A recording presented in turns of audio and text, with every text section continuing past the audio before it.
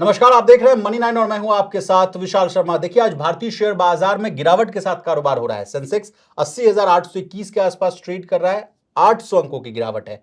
Nifty की बात की जाए तो उसमें भी 230 अंकों की गिरावट, 24,582 के आसपास कारोबार हो रहा है। लेकिन एक ऐसा शेयर है जिसमें आज 9% की तेजी है। नाम है उस शेयर का TTML। 75 रुपए 23 पैसे के आसपास कारोबार, 9%, 10% के आसपास की तेजी। कहा जा रहा है कि टाटा ग्रुप की जो $150 बिलियन की जो कंपनी है टाटा सन्स, वो बेल आउट कर सकती है TTML को। क्या है पूरी खबर, कितना बकाया है, इसके अलावा तमाम विषयों को हम लोग आसान भाषा में समझने की कोशिश करेंगे। चर्चा में शामिल होने के लिए हमारे साथ मौजूद हैं हमारे सहयोगी और वरिष्ठ आर्थिक पत्रकार Praveen Sharma. Sir over to you. Very good morning. बिल्कुल बड़ी खबर आ रही है सर। बाजार तो लाल निशान में कारोबार कर रहा है, लेकिन कुछ एक चुनिंदा स्टॉक्स है जहां जबरदस्त हरियाली देखने को मिल रही है। बिल्कुल आज टीटीएमएल के शेयरों में जबरदस्त तेजी दिखाई दी। 10% के लगभग 76 रुपए पे आज पहुंच गया टीटीएमएल का शेयर। जी। और खबर इस बात की आई टीटीएमएल को हम्म। लेके, टाइम्स ऑफ इंडिया में खबर छपी कि टाटा सन्स जो है वो टीटीएमएल को बेल आउट कर सकता है। ओके। अब बेल आउट करने का मसला पैदा कहां से हो रहा है? देखिए, टीटीएमएल जो है वो टीटीएमएल महाराष्ट्र करके वो लंबे वक्त से टेलीकॉम सेक्टर में है। लंबे वक्त से लॉस मेकिंग कंपनी है। कई बार टाटा ग्रुप ने उसमें पैसे डाले हैं। जी।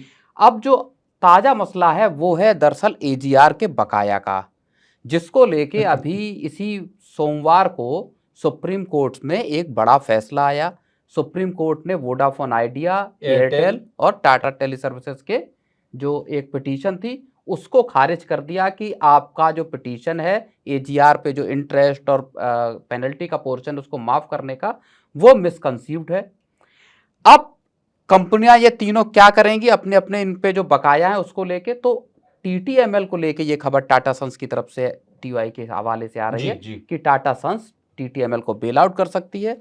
तकरीबन 19,250 करोड़ का एजीआर बकाया इस पे लेकिन है। प्रवीण सर आगे चलेंगे, लेकिन ये जी 19,256 करोड़ का आंकड़ा कैसे आया, बकाया कैसे बढ़ा, ये मैं आपको बता रहा हूं। देखिए, केयर रेटिंग एजेंसी की मुताबिक मैं आपको बता रहा हूं कि पिछले साल मार्च तक 17,830 करोड़ रुपए का बकाया था कंपनी पर। उसमें अगर मैं सेग्रीगेट करके बताऊं तो 3,367 करोड़ था जो TTML का था, और 14,463 करोड़ जो था वो टाटा टेली सर्विसेज लिमिटेड का था। पिछले साल से लेकर इस साल तक अब ये जो बकाया है वो बढ़कर, यानी कितने से बढ़ा, 17,830 करोड़ से बढ़कर अब ये बकाया है 19,256 करोड़ हो गया है।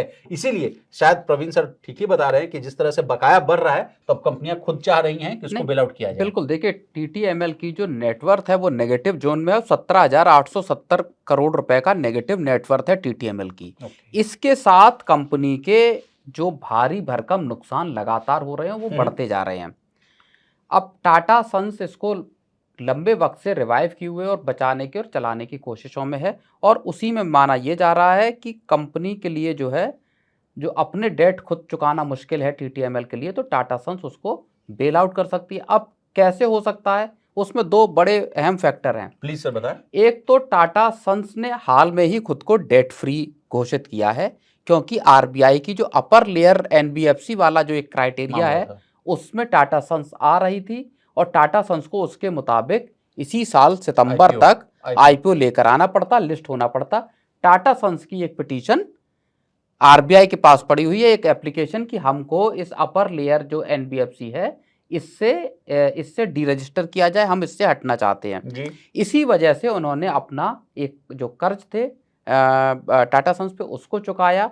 और दूसरी चीज जो बड़ी है वो इसी FY25 में जो अभी फिस्कल ईयर खत्म हुआ वहां पे अकेले टीसीएस से डिविडेंड के तौर पर टाटा सन्स को 32,722 करोड़ रुपए का तगड़ा डिविडेंड मिला है। जी। यानी टाटा सन्स के पास कैपिटल इतनी है कि वो 19,000 करोड़ रुपए के आसपास का जो टीटीएमएल पे जो एजीआर के ड्यूज हैं वो उसको चुका सकती है, वो उसका भुगतान जी कर सकती है। जी। जी आगे अब चर्चा में बढ़ेंगे, लेकिन उसके पहले टाटा टेली सर्विसेज के चार्ट पर भी हम लोग चर्चा कर लेते हैं। देखिए, आज जिस तरह से जो तेजी देखने को मिल रही है, 76 के आसपास कारोबार हो रहा है, 10% की तेजी है। और 5 दिन का अगर मैं आपको ग्राफ बताऊं तो उसमें 27% जो है ये शेयर मजबूत होता हुआ दिख रहा है।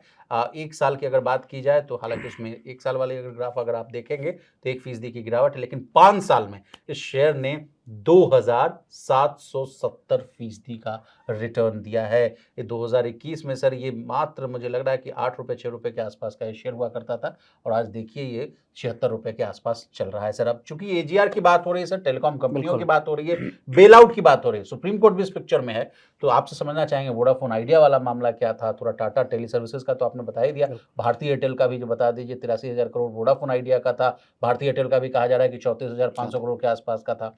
ये मामला क्या था सर? और यहाँ एक और सवाल आप दीजिएगा प्रवीण सर, जैसा आज आपने बताया कि सुप्रीम कोर्ट से आपको पता चला कि कोई मदद नहीं है, वो कहते हुए भी देखिए कि अगर केंद्र सरकार मदद करना चाहती है तो केंद्र सरकार करे, हम उसमें कोई रोक नहीं लगाएंगे। इसके बाद देखिए टाटा सन्स आगे आता हुआ दिख रहा है अपने टाटा टीटीएमएल को बचाने के लिए।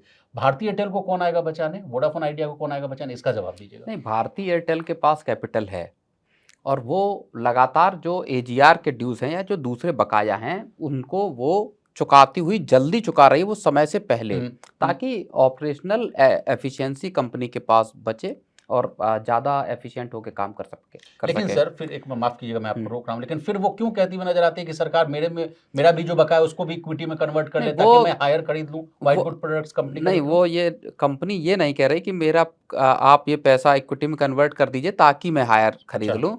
ये हमारा हाँ, ये चूंकि हायर को खरीदने को लेके एक जो संभावित खरीदारों में एयरटेल का नाम आ रहा था वो बात अलग है, लेकिन ये दोनों चीजें अलग अलग हैं। 30,000 करोड़ का जो एयरटेल के ऊपर जो एजीआर का बकाया है उसको कंपनी ये बात का उसको एक्सप्लोर कर रही है, उस ऑप्शन को कि क्या वोडाफोन आइडिया की तरह हमारा भी जो इतना पैसा है इसको सरकार इक्विटी में कन्वर्ट कर सकती है। दूसरा, 34,700 करोड़ रुपए के आसपास का जो है वो इंटरेस्ट और पेनल्टी का पोर्शन है, उसको अगर वोडाफोन को राहत मिली तो जाहिर तौर पर न सिर्फ टीटीएमएल को राहत मिलेगी बल्कि एयरटेल को भी राहत मिलेगी। सारी कंपनियों के जो इंटरेस्ट पेनल्टी और पेनल्टी पे जो इंटरेस्ट लगा है उस पे राहत मिलेगी। सबसे ज्यादा फंसा हुआ मामला है वोडाफोन आइडिया का, जहां पे 45,000 करोड़ रुपए के सिर्फ और सिर्फ इंटरेस्ट है, उस पे पेनल्टी है और पेनल्टी पे इंटरेस्ट है, और एजीआर ड्यूज 83,000 करोड़ है। बिल्कुल, देखिए 6,000 करोड़ रुपए की पेनल्टी है जी और उस पे 11,151 करोड़ रुपए का इंटरेस्ट लगा है, तो यानी जितनी पेनल्टी है उससे डबल तो इंटरेस्ट लगा हुआ। तो इसी मामले को लेके वोडाफोन आइडिया ने एक एसओएस कॉल के तौर पे सुप्रीम कोर्ट का दरवाजा खटखटाया और वहां पहुंच के ये कहा कि अगर हमको यहाँ पे राहत नहीं दी गई, जो कि सुप्रीम कोर्ट का एक फैसला है जिसकी वजह से केंद्र सरकार इस मामले में राहत नहीं दे पा रही, तो अगर ये राहत नहीं मिली तो FY26 में उसके लिए फिर कामकाज करना मुश्किल हो जाएगा। 20 करोड़ सब्सक्राइबर्स का सवाल है जी। तो अब गेंद जो है वो सुप्रीम कोर्ट ने जैसा अपने फैसले में साफ तौर पर कह दिया है कि पूरा का पूरा अगर केंद्र सरकार चाहे माफ करना तो माफ कर दे, हम उसमें आड़े नहीं आएंगे जी। इसका मतलब यह है कि गेंद अब है केंद्र सरकार के पाले में। क्या टेलीकॉम सेक्टर में डुओपोली चलेगी या 3 कंपनियों का एक सेटअप चलेगा जिसमें वोडाफोन आइडिया होगी, आपका एयरटेल होगी और तीसरी कंपनी के तौर पर वोडाफोन आइडिया, जियो और एयरटेल, ये 3 कंपनियां इस मार्केट में प्ले करती हुई नजर आएंगी। तो ओवरऑल मामला वोडाफोन आइडिया को देखिए कहीं से फंडिंग फिलहाल मिलती नजर नहीं आ रही। जो ब्रोकरेज हाउसेस भी कह रहे हैं कि अगर 50-55 हजार करोड़ रुपए का आप केपेक्स का प्लान लेकर चल रहे हैं तो उसमें सबसे अहम ये होगा कि आप किस तरह से 25,000 करोड़ रुपए का डेट जुटाते हैं, उसका इंतजाम करते हैं जी। तो वोडाफोन को प्रमोटर्स की तरफ से वोडाफोन पीएलसी या आदित्य बिरला ग्रुप, जो 2 बड़े प्रमोटर हैं और सबसे बड़ा खैर स्टेक इस वक्त सरकार का 49% के साथ, उनकी तरफ से क्या इक्विटी इन्फ्यूजन या कैपिटल इन्फ्यूजन होता है या नहीं, ये बड़ा सवाल है। और अगर नहीं किया जाता तो क्या सरकार 45,000 करोड़ रुपए का भारी भरकम बोझ अपने सिर पर लेने को तैयार होगी? और अगर 45,000 करोड़ का बोझ सरकार लेगी तो फिर 34,000 करोड़ का एयरटेल का और 20,000 करोड़ रुपए का टीटीएमएल का भी बोझ सरकार को उठाना पड़ेगा, क्योंकि ये पॉलिसी डिसीजन होगा और तीनों कंपनियों के लिए फिर सरकार को इसको माफ करना होगा। चलिए प्रवीण सर, आपका बहुत शुक्रिया, आपने अपना कीमती समय निकाला और तमाम विषयों को बहुत ही आसान भाषा में समझाने की कोशिश की। तो इसी तरह देश, दुनिया और बिजनेस जगत से जुड़ी तमाम ताजा तरीन खबरों के लिए बने रहिए हमारे साथ और देखते रहिए मनी 9।